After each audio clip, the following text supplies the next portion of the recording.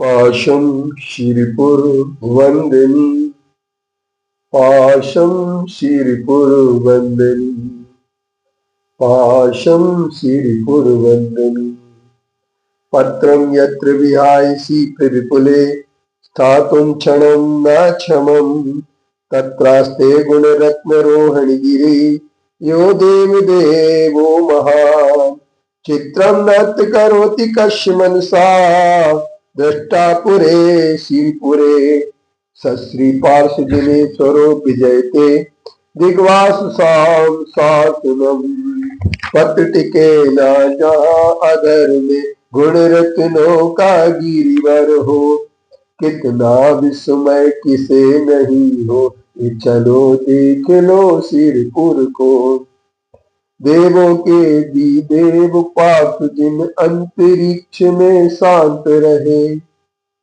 युगो युगो तक दिगंबरों का जिन शासन जयवंत रहे।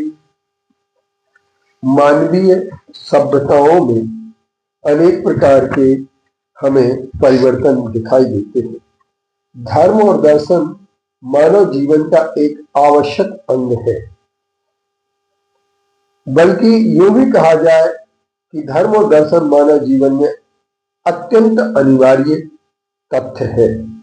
जब मानव चिंतन सागर में निमग्न होता है और चिंतन में डूब जाता है तो उस समय उसके अंदर दर्शन की प्राप्ति होती है। विचारों को दर्शन कहते हैं और तर्क को न्याय कहते हैं।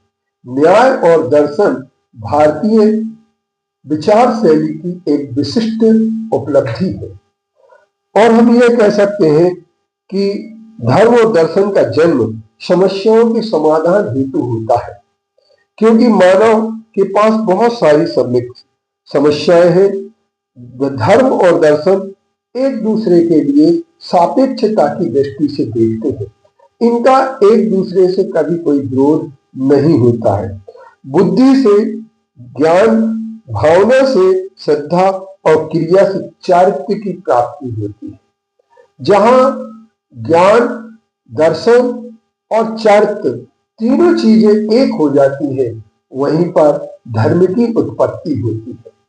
तत्व चिंतन दर्शन का रूप ले लेता है, लेकिन तत्व चिंतन करने से बहुत सारी हमारे सामने विडंबनाएं भी आ जाती हैं। लोगों के अलग अलग सोच होने के कारण उन अलग अलग सोचों की दृष्टि से जब व्यक्ति सोचता है तो उसके सोच में एक चिंतन की परिष्कृतता आती है, अर्थात उसके चिंतन में परिष्कार होता है और वह समस्याओं को सामने रखता है। जैसे हर व्यक्ति के सामने एक मृत्यु समस्या है, वह कभी कभी यह बात सोचता है कि मृत्यु की उत्पत्ति, मृत्यु आती क्यों है और मृत्यु के बाद ये जीव कहाँ चला जाता है, क्या होता है। इसलिए किसी ने एक गाना भी बनाया है, दुनिया से जाने वाले जाने चले जाते हैं कहाँ, जाने हैं वो कौन नगरिया, आए जाए खत्म खबरिया, जब जब उनकी आए यादें होठों पर उनकी फरियादें, ऐसे जाके न आने वाले जाने चले जाते हैं कहाँ। एक प्रश्न पैदा किया गया कि दुनिया से जाने वाले कहाँ चले जाते हैं।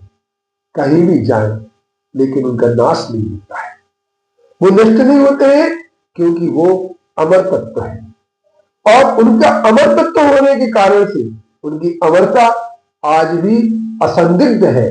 क्योंकि एक वैज्ञानिकों का एक सबसे बड़ा सूत्र है law of conservation of mass का नियम। Law of conservation of mass का नियम ये कहता है प्रत्येक द्रव्य वस्तु का जो भी न तो मूल रूप से उत्पन्न होती है न मूल रूप से नष्ट होती है। इसी के लिए सांख्य योग के 16वें श्लोक में भगवत गीता में कहा गया है ना भाव जायते, अभाव की उत्पत्ति नहीं होती है, भाव का कभी नाश नहीं होता है, सिर्फ उनकी अवस्थाओं का परिवर्तन होता है। इस तरीके से हम ये कह सकते हैं कि अमर तत्व हमारा मृत्यु का जो रूप है उस पर जब चिंतन करते हैं तो दर्शन की यहीं से उत्पत्ति हो जाती है और मानव धर्म और दर्शन से अभिन्न रूप से जुड़ जाता है।